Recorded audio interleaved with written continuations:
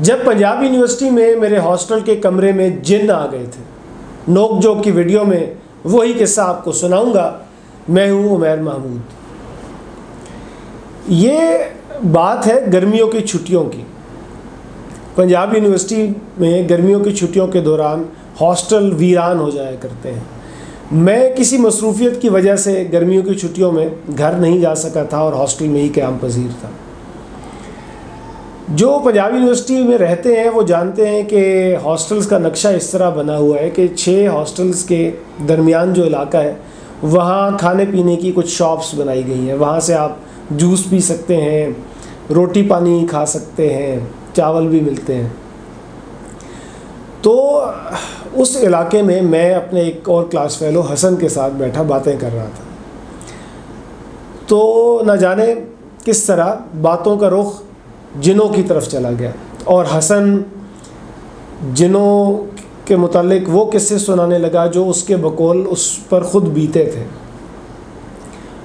उसने इस तरह की कोई बात की थी कि शायद उनके घर में जिनों का बसेरा है और वो यूं तंग भी करते हैं, और इस किस्म के वो किस्से सुनाता रहा। और वहाँ बातों बातों में पता नहीं चला, वहाँ खौफ महसूस नहीं हुआ। उन किस्सों में इस किस्म की बातें थीं कि वो चलते चलते वो कभी किसी को चपत लगा देते हैं, कभी कोई चीज़ उठा लेते हैं। अब बहुत वक्त गुज़र गया, ग़ालिबन इस बात को 18-20 साल तो हो चुके हैं, इसलिए मुझे जुज़ियात में वो गुफ्तगू याद नहीं है। लेकिन ये याद है कि वो गुफ्तगू जिनों के बारे में थी और हसन के बकौल वो अपने हकीकी तजर्बात मेरे से बयान कर रहा था। तो गुफ्तगू होती रही और वक्त गुज़रने का पता नहीं चला। रात के 11 या 12 बज गए तो फ़ैसला हुआ कि चलो अब अपने अपने हॉस्टल्स में जाते हैं। हसन दूसरे हॉस्टल में रहता था, मैं हॉस्टल नंबर 17 में रहता था। तो वहाँ से हम अपने अपने हॉस्टल्स की जानिब चल पड़े। जब मैं वहाँ अकेला हुआ, और वहाँ मैं पहले बता चुका हूँ कि गर्मियों की छुट्टियों के दौरान वो इलाका बहुत वीरान हो जाता है, हॉस्टल्स वीरान हो जाते हैं और अंधेरा भी था। तो उस वक्त खौफ का गलबा मेरे ऊपर होना शुरू हो गया। और उस वक्त ये भी होता था कि जो हॉस्टल्स थे उनके कॉरिडोर्स में जो लाइट्स लगाई जाती थी वो अजीब ग्रीन और नीले, सब्ज़ और नीले रंग की हुआ करती थी। तो वो माहौल में एक अजीब सी पुरअसरारियत सी पैदा कर देती थी।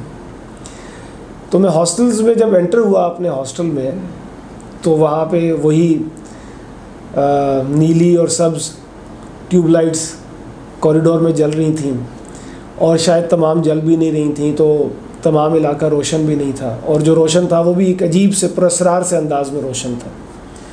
तो उस माहौल ने भी मेरे खौफ को और बढ़ा दिया। हॉस्टल नंबर 17 में जब आप कॉरिडोर चलते हुए उसके आखिरी सिरे पर पहुंचते हैं तो वहाँ उस वक्त एक वाटर कूलर नस्ब था। तो मैंने उस कूलर से पानी भरा और खौफ और प्यास के आलम में वो पानी मैंने वहीं पे ख़त्म कर दिया। प्लास्टिक की बोतल थी मेरे पास, और वहाँ से फिर मैं अपने दाएं हाथ पे जाके, तो पहला कमरा मेरा था।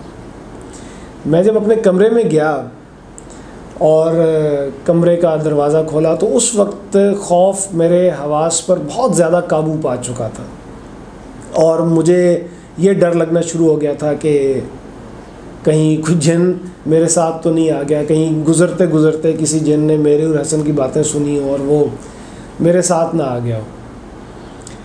बात इस वक्त मज़ाक़ खेज़ सी मालूम होती है, लेकिन उस वक्त मेरे सोचों में यही चीज़ गालिब थी। खैर मैं अपने कमरे में गया, मैंने दरवाज़ा खोला और दाखिली दरवाज़े के बिल्कुल सामने खिड़की थी, और खिड़की के बाहर हमने वाटर कूलर रखा हुआ था, वो हवा देने वाला कूलर जिसमें पंखा नस्ब होता है और पानी की मोटर लगी होती है, और वो पानी चलता है तो वो पंखे से ठंडी हवा कमरे में आती है। और खिड़की के बाहर कूलर था, और खिड़की के इस तरफ कमरे में अंदर टेबल था। तो मैंने अपनी जो पानी की खाली प्लास्टिक की बोतल थी वो मैंने टेबल पे रखी, और मैंने कूलर ऑन किया, और जैसे ही मैं दरवाज़ा बंद करने के लिए वापस मुड़ा तो एक ढां की आवाज़ आई। वो आवाज़ सुनकर जो मेरा हाल हुआ, मेरा खून खुश्क हो गया और ख़ौफ पहले ही मेरे आसाब पर गालिब था। तो मुझे तो यही लगा कि लो जी, कोई ना कोई मखलूक इस वक्त मेरे कमरे में आ गई है, और ये जो आवाज़ है ये उसी ने पैदा की है। तो बिल्कुल मेरे हवास शल हो गए, मैं बेहिस्सो हरकत रहा कुछ देर के लिए, और आहिस्ता आहिस्ता डरते डरते मैंने मुड़ के देखा कि सूरत हाल का जायज़ा लूँ कि क्या है। तो हकीकत मेरे सामने आई कि वो जो मैंने पानी की खाली बोतल टेबल पे रखी थी और खिड़की से बाहर पड़ा कूलर चलाया था, तो उस कूलर की हवा से वो खाली बोतल उड़ के नीचे फ़र्श पर गिरी थी, और वो जो ठा की आवाज़ आई थी वो उस बोतल के गिरने की थी। तो ये जानकर मेरी जान में जान आई कि यार ऐसी कोई बात नहीं हुई है, ये जो भी हुआ है ये किसी नादीदा कुव्वत ने नहीं किया, बल्कि कूलर से आने वाली हवा ने किया है। ये वाक़या आज भी जब मुझे याद आता है तो मेरे चेहरे पर एक मुस्कुराहट बखेर देता है।